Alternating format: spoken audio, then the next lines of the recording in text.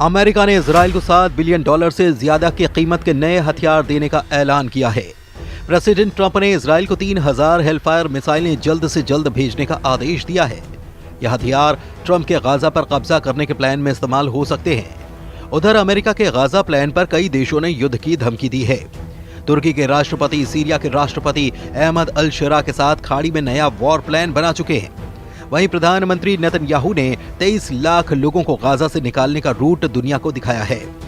Trump के फैसले shocking होते हैं, दुश्मनों से 100 कदम आगे के होते हैं। जब सब कुछ सही लगने लगता है तब सुपर पावर असली रंग में आता है। खाड़ी के शांत पड़े खंडहर और बियाबान को बारूद से पाटने का नया दौर शुरू हो चुका है। इस बार इजराइल के कितने भी दुश्मन सामने हों फर्क नहीं पड़ेगा। राष्ट्रपति ने साफ कर दिया है कि गाजा के पुनर्निर्माण के लिए लोगों को बाहर निकालने की जरूरत है, क्योंकि गाजा विध्वंस की जमीन है। ये किसी भी इंसान के रहने लायक नहीं है। सुपर पावर अमेरिका इजराइल को अब तक का सबसे बड़े विनाशकारी हथियारों की सप्लाई करने जा रहा है। नेतन्याहू को ट्रंप की तरफ से $7.4 बिलियन कीमती विनाशकारी गोला बारूद की खेप मिलनी फाइनल हो चुकी है। इजराइल को अमेरिका $6.75 बिलियन की गोला बारूद से अजेय बनाने जा रहा है, जिसमें 166 छोटे बम, हजारों गाइडेड किट, 3000 हेलफायर मिसाइलें भी शामिल हैं। बताया गया है कि इजराइल को मिसाइलों की डिलीवरी जल्द से जल्द मिलेगी।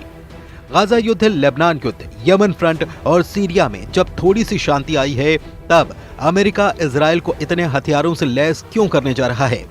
क्या ट्रंप के दिमाग में इजराइल के लिए कुछ विस्फोटक रणनीति तैयार है? आखिर इजराइल अब भी हमास के सफाए की जिद पर क्यों अड़ा है?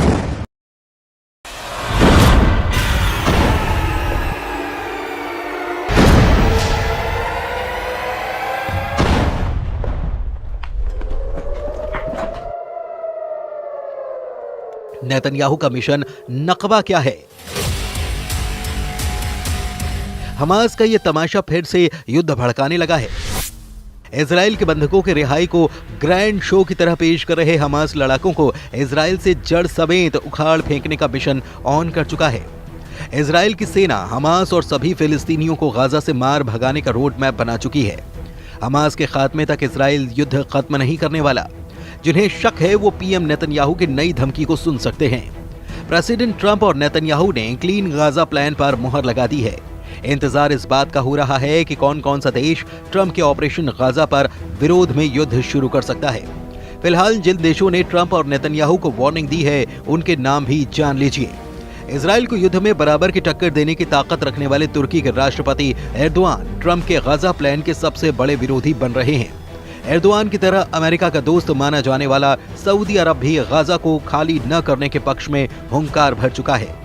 ट्रंप के गाजा प्लान पर जॉर्डन ने नाराजगी जताते हुए इस प्रस्ताव को सिरे से खारिज कर दिया है। मिस्र के राष्ट्रपति अब्दुल फतेह अल सीसी ने कहा कि ट्रंप की योजना अंतर्राष्ट्रीय कानून का एक गंभीर उल्लंघन है। वेस्ट बैंक की सत्ता पर काबिज फिलिस्तीनी अथॉरिटी के नेता महमूद अब्बास ने भी गाजा के लोगों को विस्थापित करने की किसी भी परियोजना की निंदा की है। अमेरिका से सभी मामलों में अलग स्टैंड लेने वाला ईरान भी ट्रंप के गाजा प्लान के खिलाफ मोर्चा खोल चुका है। सऊदी अरब के विदेश मंत्रालय ने साफ किया है कि फिलिस्तीन के मुद्दे पर किंगडम अडिग है। ये स्टैंड किसी बातचीत से नहीं बदलेगा। सऊदी किंगडम फिलिस्तीन की वैधता के उल्लंघन का जोरदार विरोध करता है। इजराइल की फिलिस्तीन पर कब्जे की प्लानिंग और जमीन हड़पने की कोशिश नाकाम कर दी जाएगी। जिधर सऊदी अरब है उधर अरब लीग के 22 देश रहते हैं। जिधर ईरान है उधर शिया बाहुल्य ज्यादातर मुस्लिम देश रहते हैं। खाड़ी मुल्कों ने नए ताकतवर लीडर के तौर पर उभरे कमांडर जुलानी उर्फ अहमद अल शरा तो साफ साफ अपनी मौजूदगी दर्ज करा रहे हैं। तुर्की के राष्ट्रपति से अहमद अल शरा की बातें और मुलाकातों का सिलसिला आगे बढ़ता ही चला जा रहा है। मतलब ये कि गाजा युद्ध की जिस चिंगारी को ट्रंप ने भड़काया है, वो अगर बारूदी बवंडर में तब्दील हुई तो इजराइल के खिलाफ कम से कम 52 देशों की सेना युद्ध में सामने हो जाएगी। ऐसे में सवाल है कि क्या भारी विरोध के बाद ट्रंप बैकफुट पर जा सकते हैं? क्या नेतन्याहू गाजा पर रुख पलट सकते हैं? फिलहाल तो इसके कोई आसार नहीं नजर आते। इजराइल ने ट्रंप की घोषणा के बाद गाजा के सफाई का ड्राफ्ट भी बना लिया है। इजराइल डिफेंस फोर्स ने गाजा खाली कराने का पूरा रूट नेतन्याहू को दिखा दिया है। इजराइल के एक अधिकारी के मुताबिक डोनाल्ड ट्रंप के प्रस्ताव के बाद एक एक्शन प्लान भी तैयार करने का आदेश दिया गया है। और इसके तहत गाजा में रहने वाले लोगों को बाहर निकालने और किसी दूसरी जगह पर भेजने के लिए एक प्लान बनाया जा रहा है। इस दौरान गाजा का पुनर्निर्माण किया जाएगा। हालांकि इजरायली अधिकारी ने फिलहाल ये साफ नहीं किया कि अगर गाजा से लोगों को बाहर निकाला जाता है तो फिर उन्हें कहां भेजा जाएगा, लेकिन जो बातें पता चली हैं उससे कुछ रूट की जानकारी के संकेत मिल रहे हैं।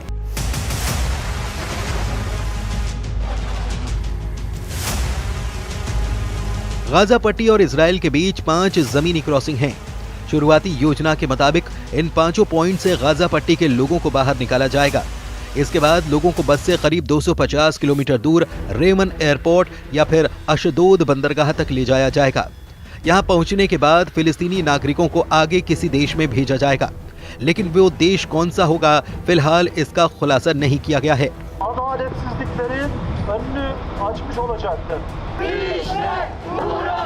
प्रेसिडेंट ट्रंप ने जिन देशों के नाम बताए थे उन्होंने इस पूरे प्लान को गाजा के लिए खौफनाक बता दिया है, यानी कि मिस्र और जॉर्डन गाजा के एक भी आदमी को अपनी जगह नहीं देने वाले। अरब मीडिया में जॉर्डन के विदेश मंत्री की धमकी की जानकारी दी गई है, जिसमें उन्होंने कहा कि अगर जॉर्डन में फिलिस्तीनियों को जबरन विस्थापित करने की कोशिश की गई तो जॉर्डन पूरी ताकत से सामना करेगा। ये जॉर्डन के लिए युद्ध की घोषणा है और हम इसका जवाब देंगे। मतलब जॉर्डन इजराइल से जंग के लिए तैयार है। उधर तुर्की में ट्रंप के गाजा प्लान पर युद्ध का माहौल बनाया जा रहा है। वहीं इस्तांबुल से आई इन तस्वीरों ने नेतन्याहू की टेंशन बढ़ा दी है, जहां बर्फबारी के बीच अमेरिका के दूतावास के बाहर ट्रंप का जमकर विरोध किया गया। एर्दोआन के कट्टर समर्थकों के हुजूम ने पुलिस बैरिकेड्स के सामने खड़े होकर फिलिस्तीनियों के समर्थन में नारेबाजी की। प्रदर्शनकारियों ने ट्रंप और नेतन्याहू के पोस्टर के साथ गाजा पट्टी के हक में आवाज बुलंद की। इससे पहले एर्दोआन और अहमद अल शरा की मीटिंग में भी ट्रंप के गाजा प्लान को लेकर चर्चा हो चुकी है। अल शरा से मीटिंग के बाद एर्दोआन ने अपनी खुशी का इजहार हर मसले पर एक दूसरे के साथ होने के ऐलान के साथ किया। यानी अगर ट्रंप और नेतन्याहू ने फुल प्रूफ तैयारी कर रखी है तो तुर्की और गाजा के हक में आवाज उठा रहे देश भी युद्ध से पीछे नहीं हटने वाले। ऐसे में गाजा का क्या होगा? 23 लाख लोगों का क्या होगा? क्या गाजा फिर से 1948 का नकबा झेलने जा रहा है? फिलहाल गाजा का हर आदमी अपने घर से बाहर है, अपने ही इलाके में शरणार्थी है। गाजा की 23 लाख की आबादी में से 90% लोग विस्थापित हैं। कौन किस हाल में रह रहा है ये तस्वीरें बखूबी बयां कर रही हैं। खान यूनिस के इलाके में हजारों लोग अस्थायी टेंट में रहने के लिए मजबूर हैं। तेज हवाएं और बारिश इन तंबुओं को उखाड़ती हैं, नुकसान पहुंचाती हैं, लेकिन लोग फिर जैसे तैसे मरम्मत करके उन्हीं में रहने के लिए मजबूर हैं। कई बार लोग रात भर नहीं सो पाते। युद्ध विराम के बाद भी बमबारी यहाँ बंद नहीं हुई। भूखमरी और मौसम की मार ने गाजा को मृत्यु लोक में तब्दील कर दिया है। फिर भी लोग अपनी जमीन से बेदखल होने के लिए तैयार नहीं हैं। 77 बरस पहले जैसी तबाही गाजा ने झेली, सब कुछ वैसा ही फिर से होने का खौफ यहाँ पर पसरा हुआ है। अमेरिका का गाजा में बढ़ता दखल कई खाड़ी मुल्कों की तबाही का सबब भी बन सकता है। इजराइल के लिए हर लिहाज से अब माहौल मन मुताबिक है। ट्रंप से व्हाइट हाउस में मीटिंग के बाद नेतन्याहू पूरी तरह कॉन्फिडेंस में लौट आए हैं। अमेरिका से लौटने के बाद नेतन्याहू ट्रंप के प्लान पर जल्द से जल्द अमल करना चाहते हैं। अब जब उन्हें 10 साल तक युद्ध लड़ने के हथियार मिल रहे हैं तो नेतन्याहू किसी के आगे आखिर झुके भी क्यों? लेकिन तुर्की इस पूरे समीकरण को बिगाड़ने का मादा रखता है। एर्दोआन आर्मी के पास दुनिया के सबसे घातक फाइटर ड्रोन हैं, रूस से मिले एयर डिफेंस सिस्टम हैं और तो और अमेरिका के दिए 100 एटम बम भी तुर्की के पास हैं।